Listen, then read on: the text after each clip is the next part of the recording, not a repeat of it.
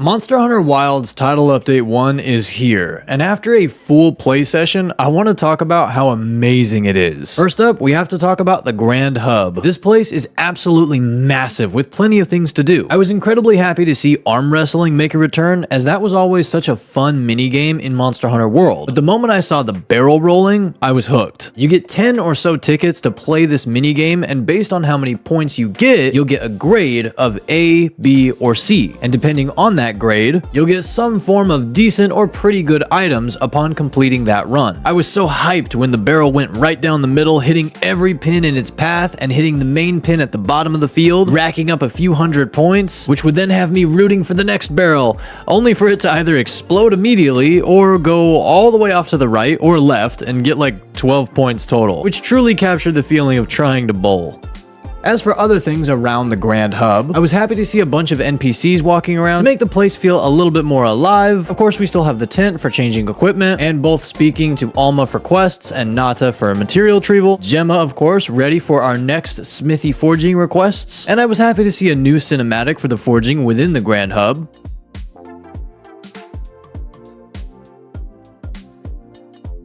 As I explored, I was super impressed with the verticality of this place, especially when my buddy showed me the path that takes you to the birdie nest behind the waterfall.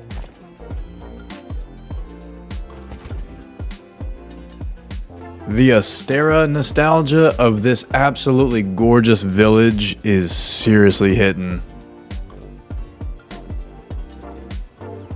Look at that little baby, ain't he cute?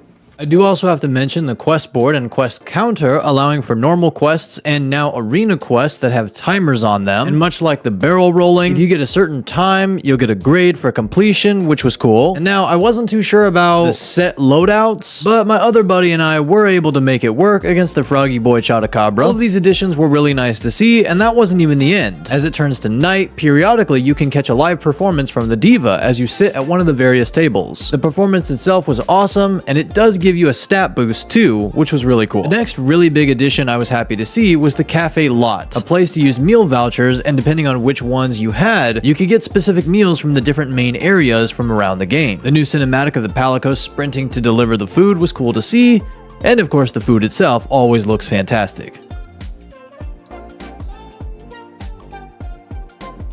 And now it's time to get to the meat and potatoes. New items. As a greatsword main, I was really bummed out before high rank because it seemed like greatsword had so few options to choose between when it came to the monster tree path. But of course, high rank expanded upon this. And with title update 1, I was happy to see another 2 greatsword paths. One for Mizutsune and the other for Zoh Shia. I had mentioned how it almost looked like the Mizutsune greatsword was a long sword that had a greatsword blade strapped to the scabbard, which I found funny. But the overall design looked great, and of course I was happy it had a decent bit of white sharpness. As for the Zoh Shia greatsword, I did initially think it kind of had a white picket fence vibe to it, but it still looked pretty cool, and I love the glowing effect it had, which reminded me of the awakened Safi'jiiva greatsword from World. As for armor sets, personally I won't be wearing or layering them since I got my hunter looking like Drakul Mihawk, but I will say both do look pretty awesome, and I do absolutely love the skull, crossed arms over the chest, and wings design from the Zoh Shia A set. As for the other version of the A set, I thought it slightly resembled the Godskin Apostle from Elden Ring, which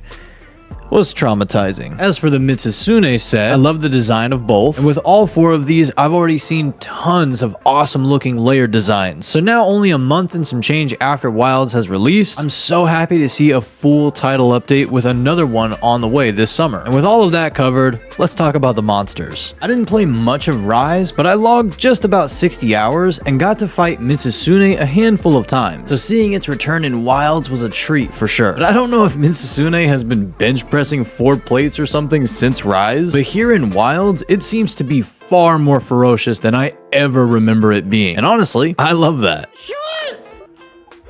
What the freak was that? Dude! What the freak was that, dude? Homie literally turned around, darted back, and insta one-shot me off my sacred. What was that, dude?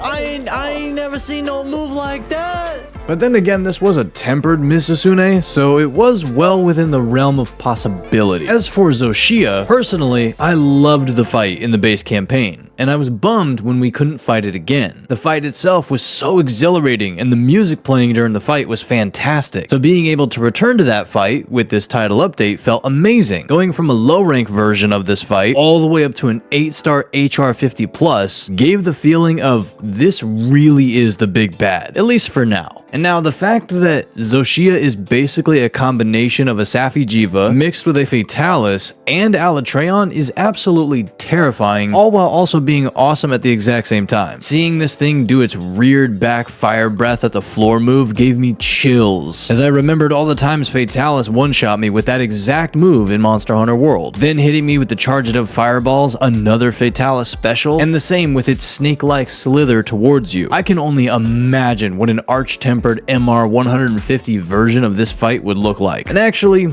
on that note, this is where I say the memes and the flood of videos all over TikTok now about how challenging this fight is, or how randoms are running into the crystals during its fire breath instead of blowing them up with their slinger ammo, honestly gave me a chuckle. We gotta remember, Capcom has been making Monster Hunter games since 2004. As of now, that is 21 years. They know how to get new players interested, all while continuing to challenge the veterans. So I genuinely didn't understand all the comments, even from the vets, saying, "Oh, Monster Hunter Wilds is the easiest Monster Hunter, it's not even a challenge." Because now, those exact same players, veteran or not, are singing a very different tune. And we don't even have Arch-Tempered Raidao yet, or Legiacris, or Shigaru Magala. And don't even get me started on G rank, or also known as Master rank. Let's take a tempered Gormagala right now, and that's pretty challenging, right? Well, compare that to a normal MR5 Raidao. Sure, that tempered Gormagala is pretty tough, and he can still 2 to 3 shot you if you're not careful. But that MR Raidao, even though it's not even a crazy high MR, it will absolutely collapse your forehead when you fight it. And it'll do it again on the second hunt,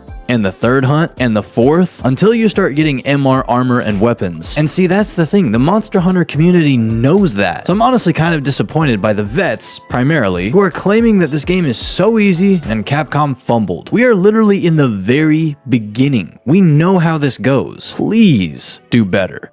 Dust yourself off, refill your potions, and get back out there, Hunter. The battle is over, but the war is yet to come. Personally, I love this title update, and I'm happy to see more small additions being added over the next few weeks with another full title update in a few months. I know Capcom can cook, and I'm ready for the feast. Your time is incredibly valuable, so thank you very much for spending any of it watching and or listening to me explain what my experience with Title Update 1 has been like, and before you go, I have a Bible verse for you. It comes from the book of Psalm, chapter 46, verse 1 through 3, and it says, "God is our refuge and strength, a very present help in trouble. Therefore will not we fear, though the earth be removed, and though the mountains be carried into the midst of the sea, though the waters thereof roar and be troubled, though the mountains shake with the swelling thereof. Selah." I'm gonna be so for real. What are we even worried about? God said, "Do not worry about tomorrow, for tomorrow will worry about itself." God said, "Fear not, be not dismayed, for I am your God. I will uphold you with my righteous right hand. The sun will not harm you by day, nor the moon by night. He will watch over our coming and going, both now and forevermore." Surely God cares about us. Surely God loves us. Surely God has a plan for us. Surely God is prospering us. Surely God is working in our lives today and every day. We just gotta trust him and get out of his way, because ultimately he is a gentleman. If you want to see God work, you gotta let him work. Not saying he can't move you, but he's not gonna move you if you don't want to be moved. Please trust God. He's got your best interest. God bless you, and I'll catch you in the next one, hunters.